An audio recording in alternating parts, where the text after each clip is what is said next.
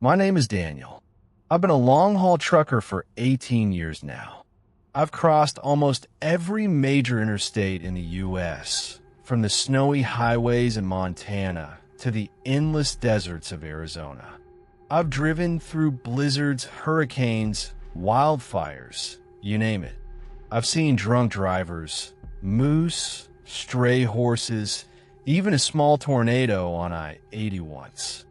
But nothing, and I mean nothing, prepared me for what I saw on Route 50 in Nevada. Truckers call that stretch the loneliest road in America. I used to laugh at that name until that night. It was early November, cold, dry, and silent. My haul wasn't heavy, mostly storage electronics headed to California. My plan was to drive overnight and reach just outside Reno by morning. I was alone, as usual. I don't mind the solitude. In fact, I've always liked highway nights. Something peaceful about seeing the white and yellow lines stretching forever. Like time didn't exist out there. Around 1:45 a.m., I stopped at a tiny 24-hour gas station near Ely. I grabbed black coffee, filled the tank, and chatted a bit with the only other human around, a tired-looking cashier named Linda. She asked where I was headed. When I said Route 50, she stopped ringing up my coffee and looked up at me. "You driving through it at night?" I nodded, not thinking much of it. She gave me a forced smile. "Well, keep your eyes on the road. People around here say, sometimes the road looks back." I raised an eyebrow.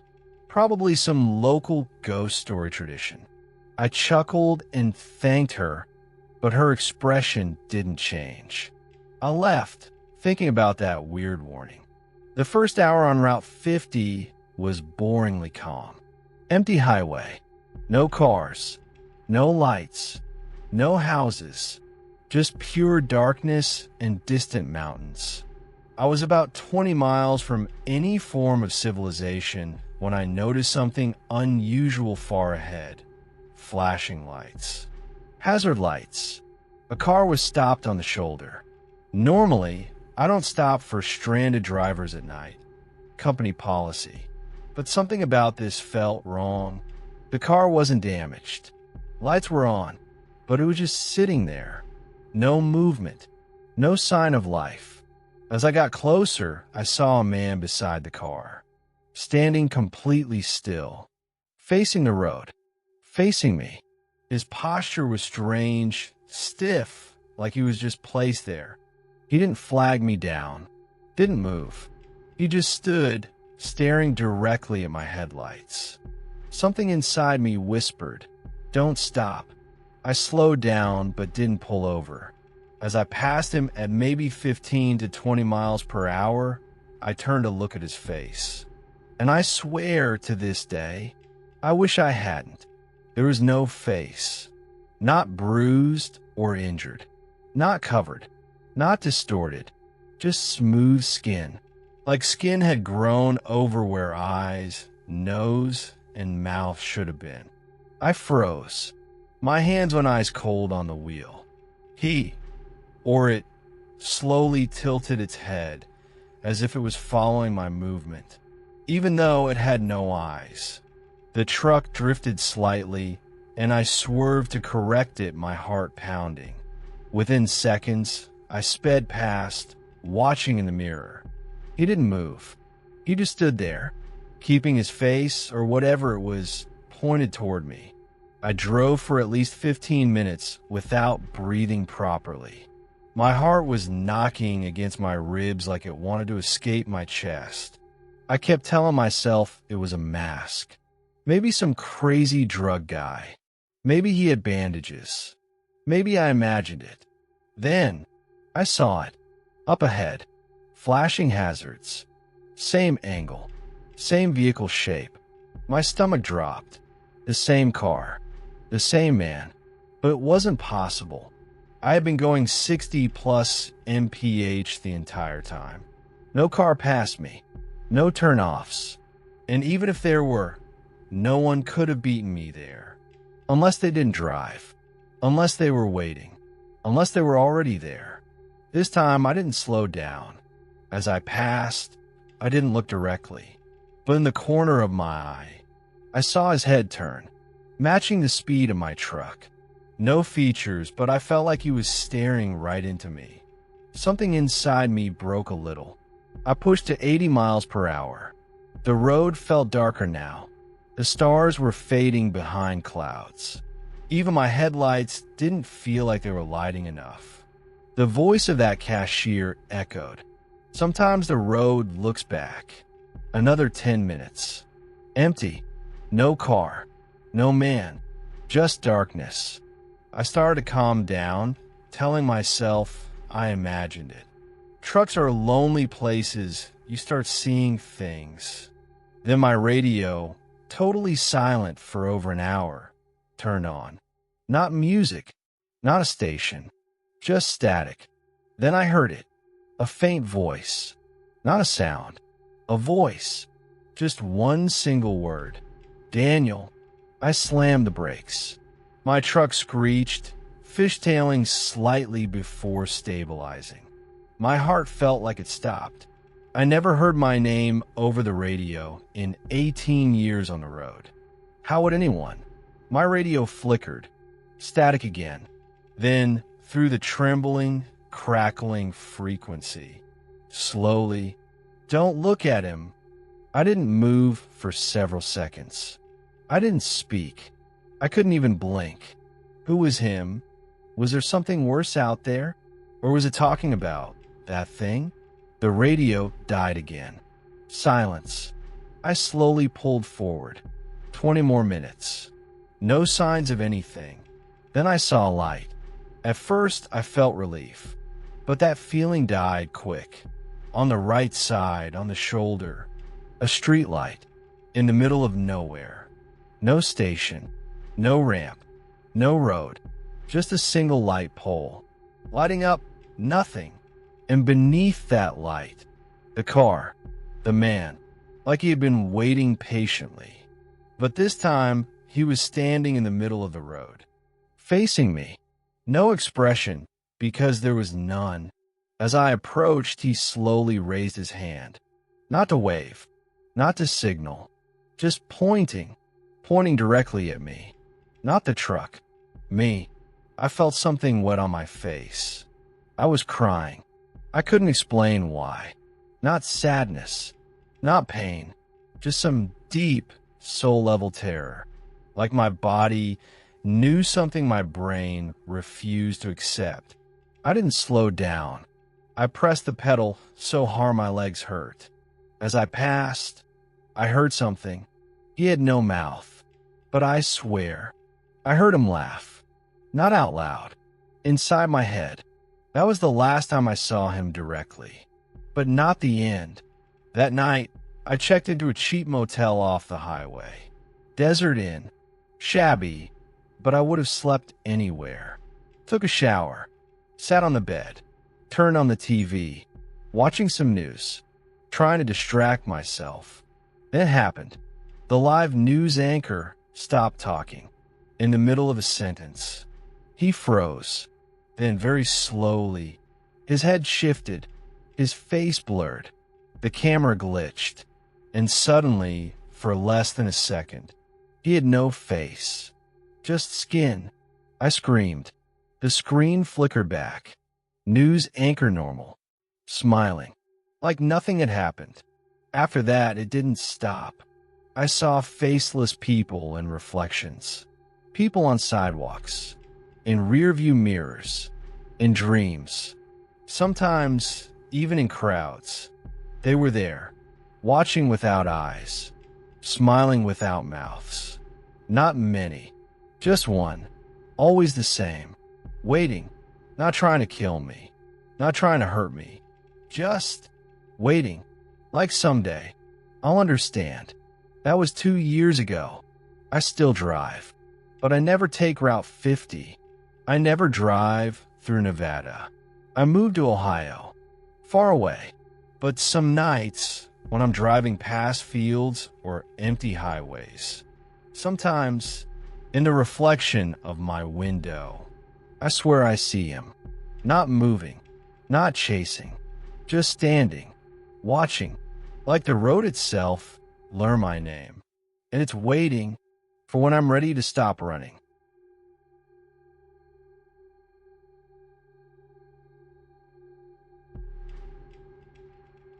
My name is Sylvia.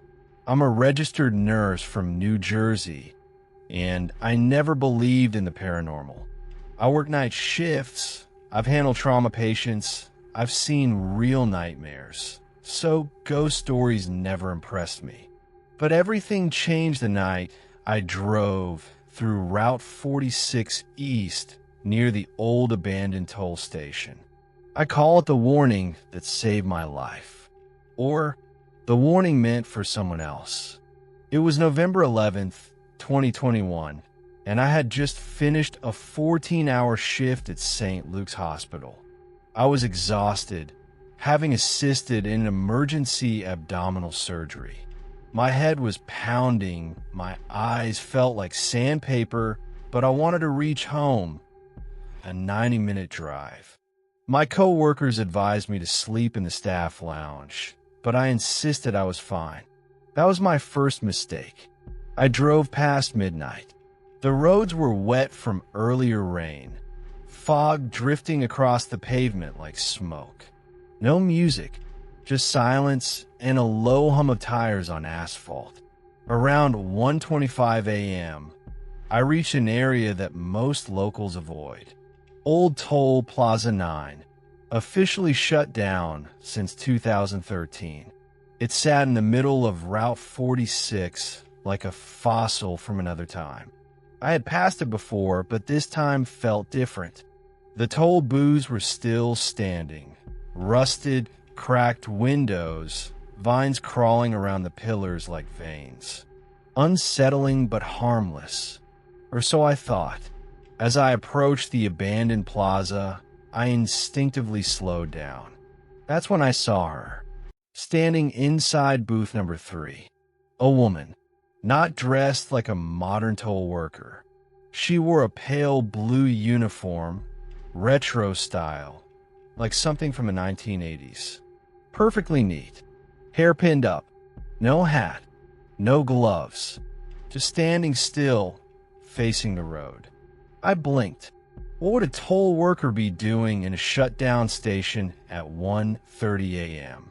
There were no cars, no lights inside the booth, no power, and yet she was there, motionless, looking at me.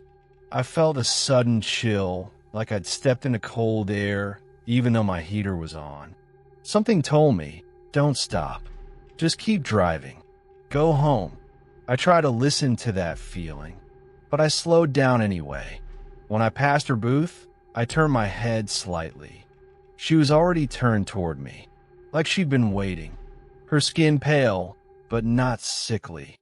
More like light had been drained from it. Her face expressionless, but her eyes looked worried.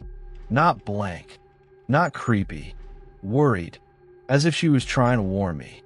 Then she spoke, even though her mouth didn't move.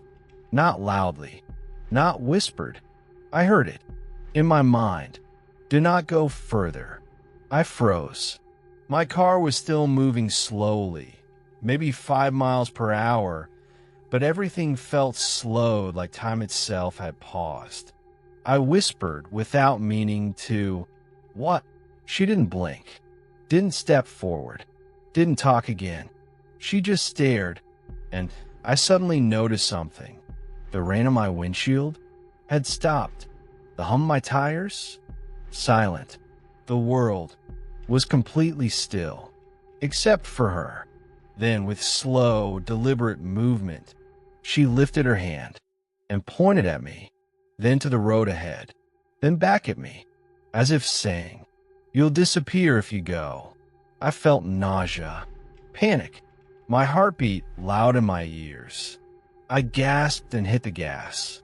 The tires screeched, reality suddenly snapping back. Rain, wind, road, everything at once. I looked back at the booth briefly. Empty. She was gone. I drove.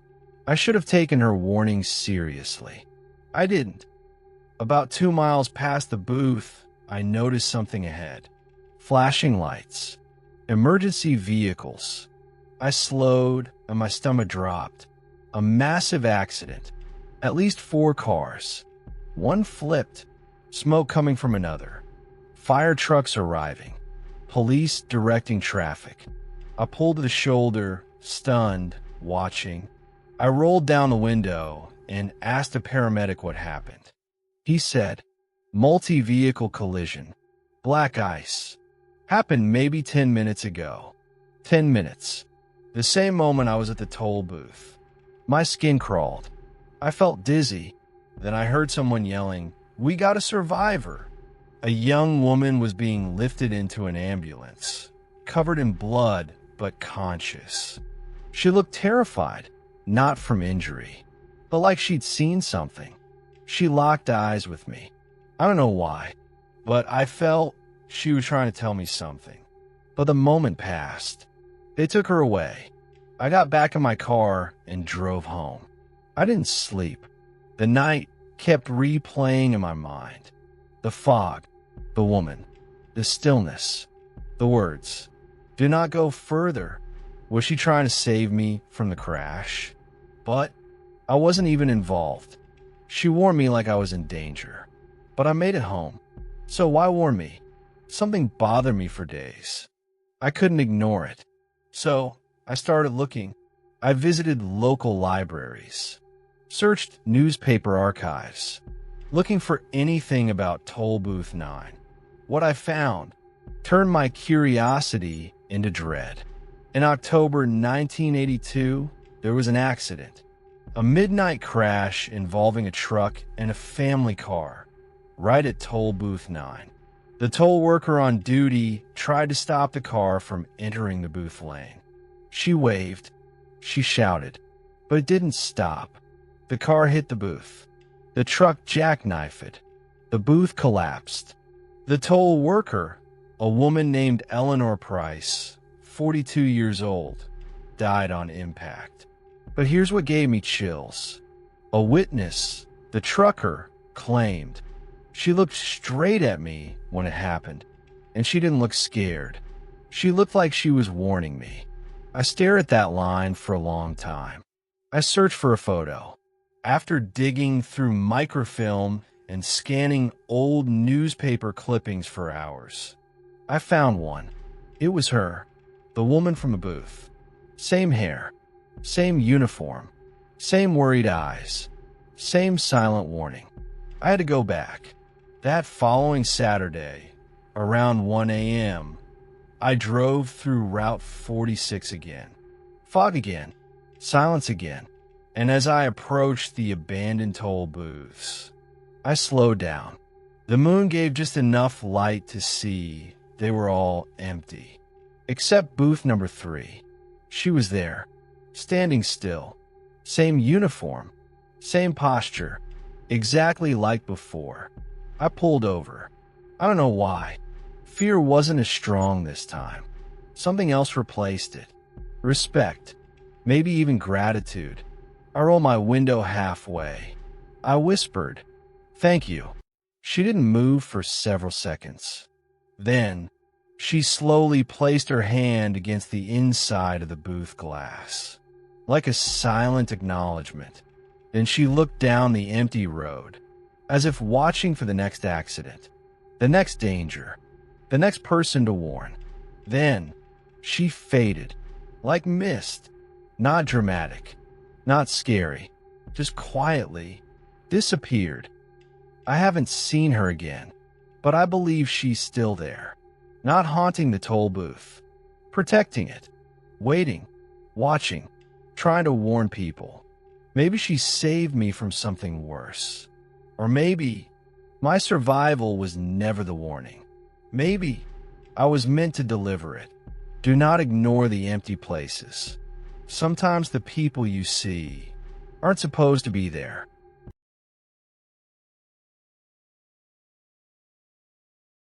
My name is Michael. I'm a 26-year-old college student from Colorado, and this happened when I was driving back home from my university in Utah last winter. I swear on everything, I'm not the kind of guy who believes in ghosts. I'm a rational, logical person. I study computer engineering, and I believe in science, not superstition.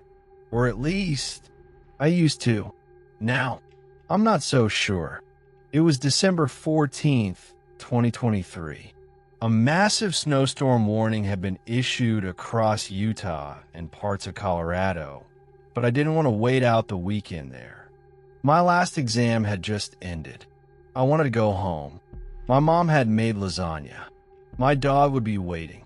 I thought I could beat the storm. That was my first mistake. The first few hours were easy. The roads were quiet, icy, and a little foggy, but manageable. But once I entered Route 191 near Flaming Gorge, that's when things changed. It got dark faster than it should have. The kind of darkness where your headlights feel useless. Not like night. Like something was covering the light. No cars. No houses. No rest stops. Just snow, asphalt, and trees that looked like black skeleton fingers scratching at the sky. I turned on my radio to shake the loneliness. Static. No stations. Not even AM. I shrugged it off and kept driving. About 30 minutes later, visibility got worse. My speed dropped from 60 to 40, then to 25, then to barely 15 miles per hour. That's when I saw him. A child, standing on the road, not on the shoulder, not hidden, not running, just standing in the middle of the road, barefoot, no coat, just a faded gray shirt and shorts. I slammed the brakes. My car skidded a little, but stopped about 15 feet away from him. My heart was in my throat. What in the world? I rolled down my window halfway. Hey, are you okay? No response. He didn't move, didn't flinch, didn't even shiver. In 10-degree snowy wind. I stepped out of my car. That was my second mistake. The cold was like knives against my skin. The wind was howling now. I slowly walked closer. Hey, buddy, are you lost? He looked up at me. For the first time, his eyes were completely black, but not bruised, not painted, not shadowed. Black, no whites, no pupils, just empty, bottomless dark. I froze. Every muscle in my body screamed to run. But I stood there. He tilted his head at me. That motion, I will never forget, because it wasn't curious, or scared, or even human. It felt like something was studying me, but not with its eyes, with something else, something cold, something that didn't belong in a child, or in a human. Then he finally spoke, but his mouth didn't move. Yet I heard him, clear, inside my head. Don't stop. His voice wasn't a child's voice. It was many voices, layered, deep, whispering, crawling inside my mind. I stumbled backward. Who are you? He didn't answer. He just stared, that blank, cold, bottomless stare. Then I heard it, not from him, from behind me.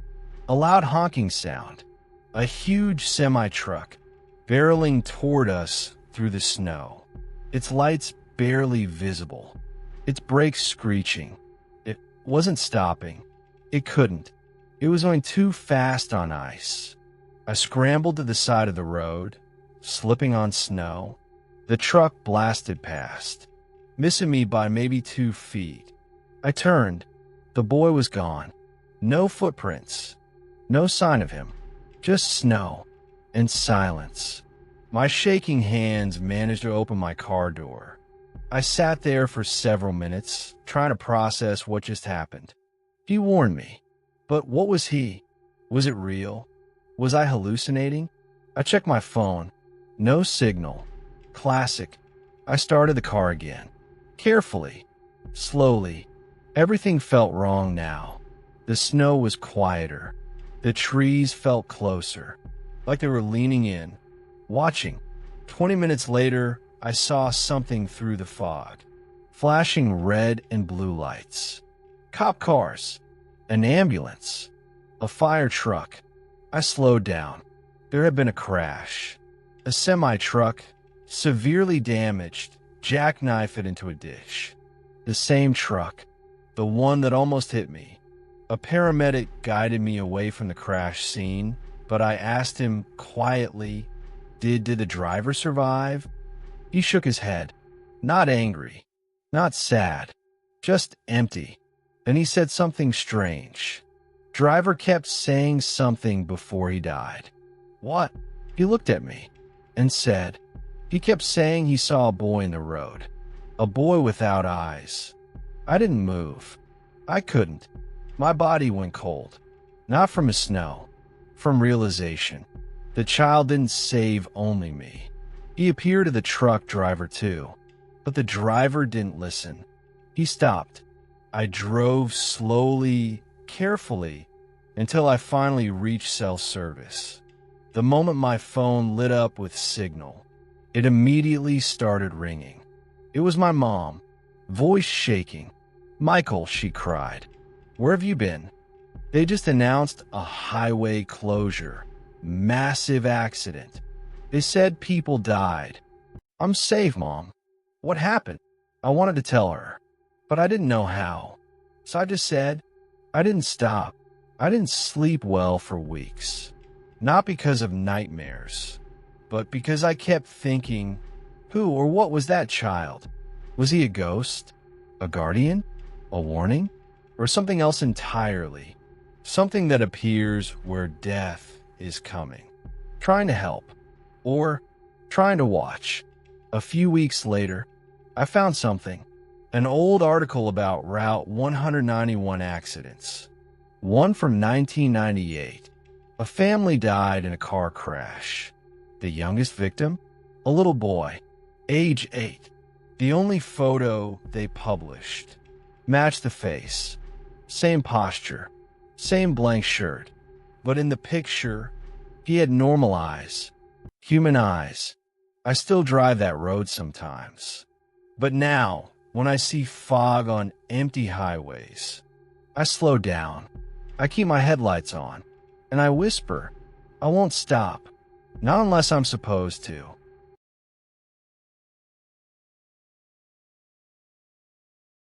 I was a long-distance truck driver for almost 17 years.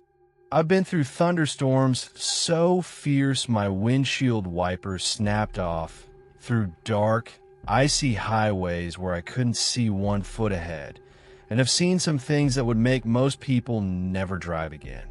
But nothing comes close to what I experienced one cold, silent night on Highway 191 near the Utah-Arizona border.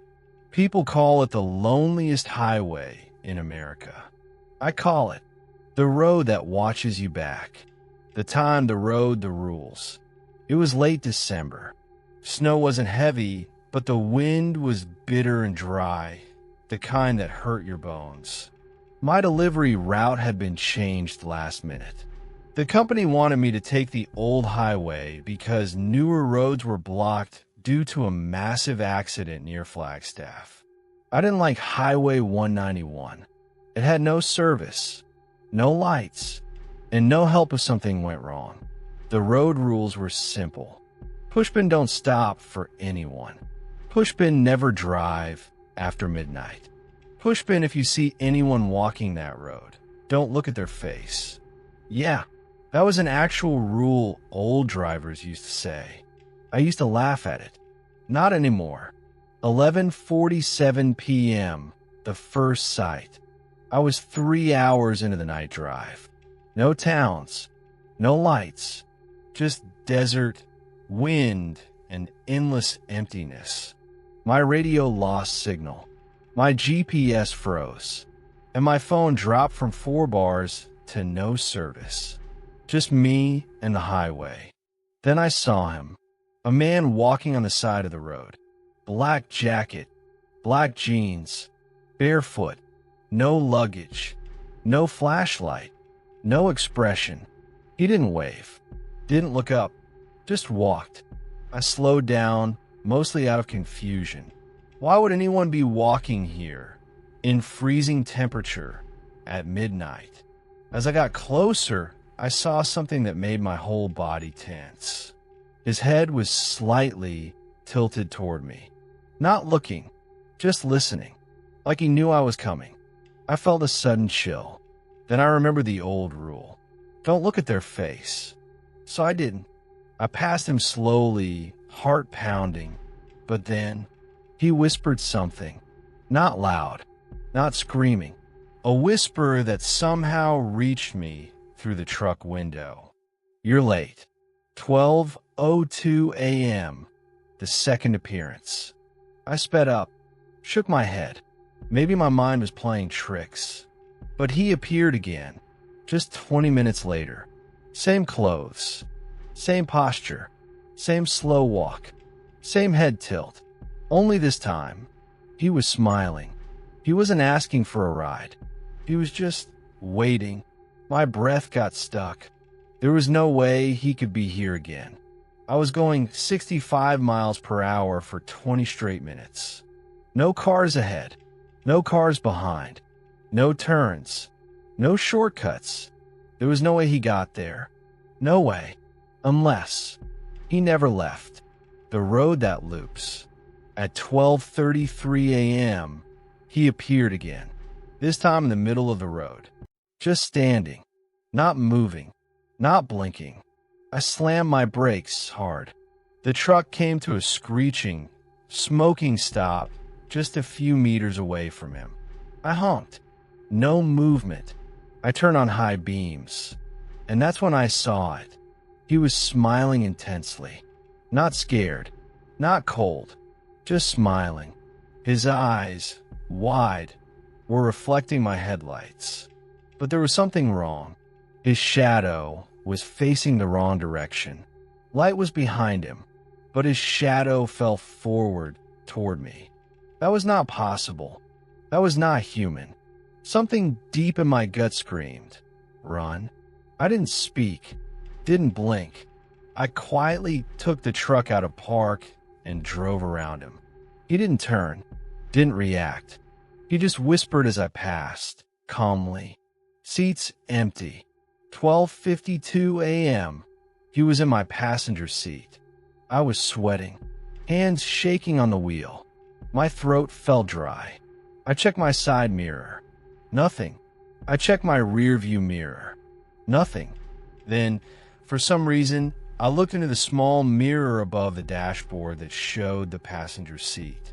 And I swear, he was sitting there, not breathing, not blinking, just sitting. His head tilted the same way, his hands resting neatly on his lap. I didn't scream. I didn't move.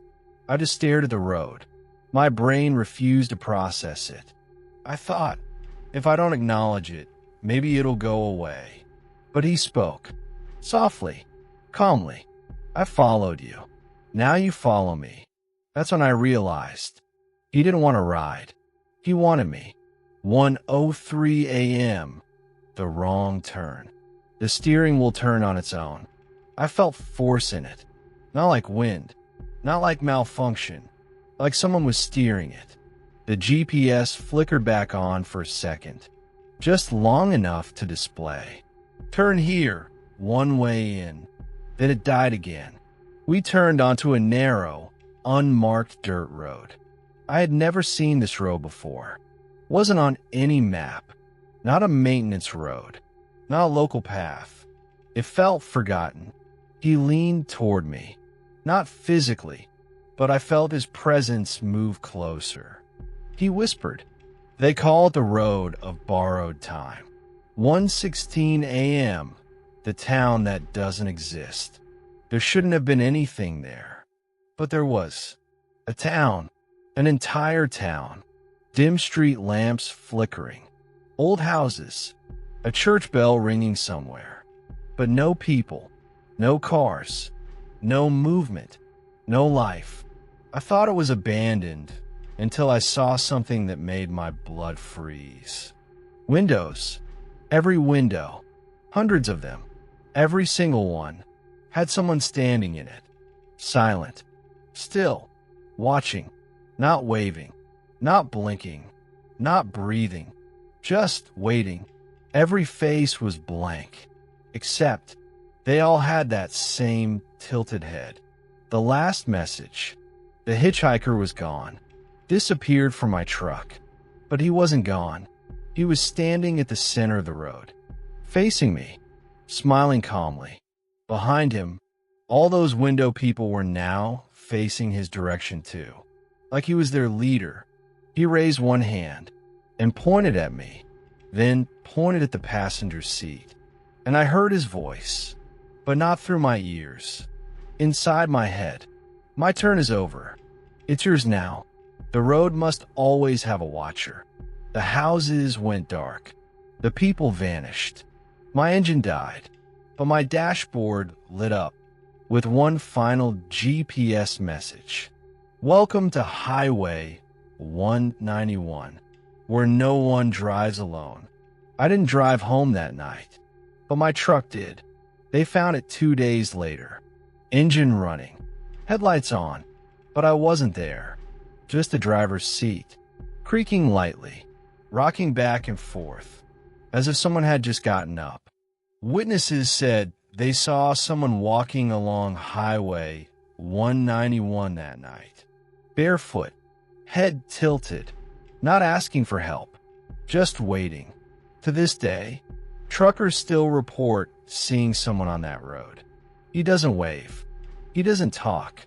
He just walks, or sometimes sits in your passenger seat, watching, waiting, smiling, and every now and then, he whispers, "Seats ready."